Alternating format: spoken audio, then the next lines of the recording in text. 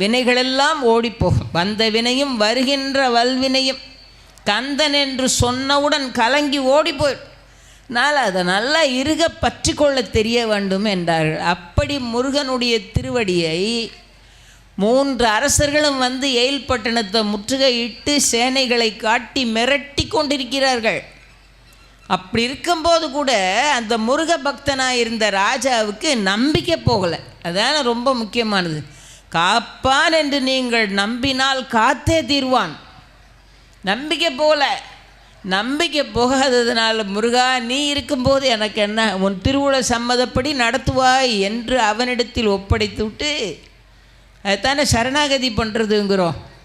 அவனுடைய விருப்பத்துக்கு விட்டு விடுவது. சொல்லிட்டு முற்றுகையிட்டிருக்கிறார்கள். மன்னனுக்கு தூக்கம் வருமா? காலையில் போர் ஆரம்பிக்க போகிறது. அரைகுறையாக தூங்கியும் தூங்காமலுமா படுத்திருந்தான். கனவில் வந்தார் கந்த கடவுள். அடியாருக்கு அருள் செய்வதற்காக வந்தான் அருமுகவன். கனவில் வந்த முருகன் சொன்னான், நல்லே கூடா கவலைப்படாதே, இதோ பார் அங்கே என்ன தெரிகிறது என்று பார். கனவுல தெரியுது என்னன்னா ஒரு பொய்கை. அந்த பொய்கையில் தாமரை புஷ்பமாக பூத்திருக்கு நிறையா. அது எங்கே இருக்கிறது என்று கனவில் முருகன் அடையாளம் காட்டுறார். இந்த இடத்த நல்லா பார்த்துக்கோ, தாமரை பூக்களாக பூத்திருக்கா. சைன்யமெல்லாம் பெருசாக வந்து ஊரை வளைச்சிட்டுலாம் ஒன்றும் கவலைப்படாது.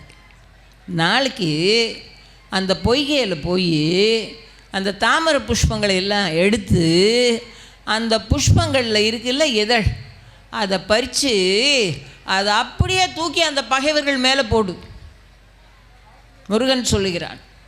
வேறு யாராவது மனுஷனாக இருந்தால் அவன் எவ்வளோ பெரிய போர்ப்படைகளோடு வந்திருக்கான், இவர் தாமரை பூ இதழ்களை எல்லாம் எடுத்து அவன் மேலே போடுன்னு சொல்கிறாரு, இது எப்படி நடக்குமான்னு சந்தேகப்பட்டிருப்பான்.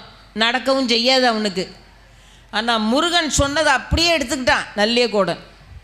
அடுத்த நாள் பொழுது விடிந்தது. சைன்யங்களோட நேராக புறப்பட்டு முருகன் அடையாளம் காட்டிய தாமரை பொய்கைக்கு போயிட்டான். அங்குள்ள மலர்களை எல்லாம் பறிக்க சொல்லி ஆரவாரம் பண்ணுகிறது 3 அரசர்களின் சேனை. ஆனால் அந்த சைனியங்கள் மேலே இந்த தாமரை புஷ்பத்தை பறித்து அந்த இதழ்களை தூக்கி அப்படியே போடுகிறான். அந்த இதழ்களை தூக்கி போட்டால் ஒவ்வொரு தாமரை இதழும் ஒரு கூர்மையான ஒளி வீசுகிற வேலா மாறி அவர்களை போய் தாக்குகிறது. ஒவ்வொரு தாமரை இதழும் ஒரு வேலா மாறிச்சு. அந்த வேல் எப்படி ஒளி மிகுந்த வேல். அருண கிரண ஒளி ஒளிரும் அயிலை விடு அரகர சரவண பவலோலன் அப்படின்னு பாடுறாரா இல்லையா அருணகிரிநாதர். அருண கிரண ஒளி, சூரியனை மாதிரி ஒளி வீசக்கூடிய வேல்.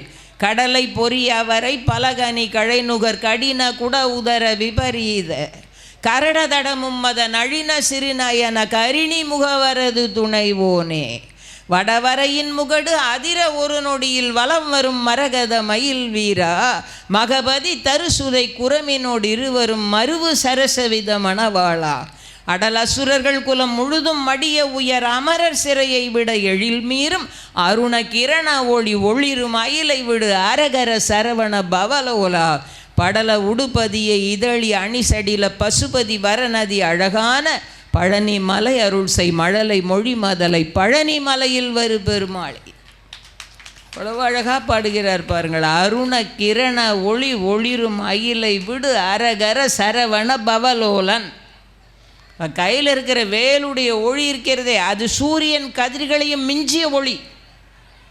அந்த ஒளியோடு புறப்பட்டு இந்த வேலெல்லாம் நேராக போய் ஒவ்வொரு தாமரை புஷ்பத்தோட இதழும் வேலா மாறினா எப்படி இருக்கும் பாருங்கள். லட்சக்கணக்கான வேல் போய் விழுகிறது. 3 அரசர்களுக்கும் வேறு வழி தெரியாமல் புறமுதுகு காட்டி சைன்யத்தோடு ஓடத் தொடங்கினார்கள். முருகனை நம்பிய நல்லிய கோடன் தன்னுடைய வீரத்தை முருகனின் அருளினால் நிலைநாட்டினான்.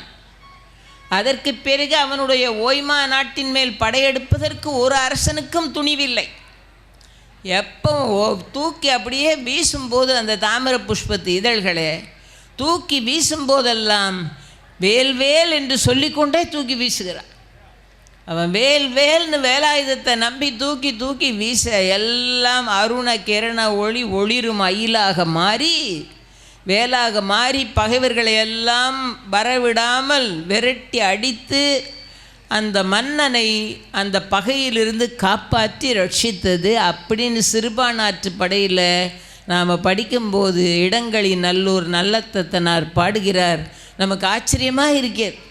எப்படியெல்லாம் அடியார்களுக்கு அருளி இருக்கிறான். அரசருக்கு மட்டுமா அருளினான், சாமானியர்களுக்கும் அருள் செய்தான்.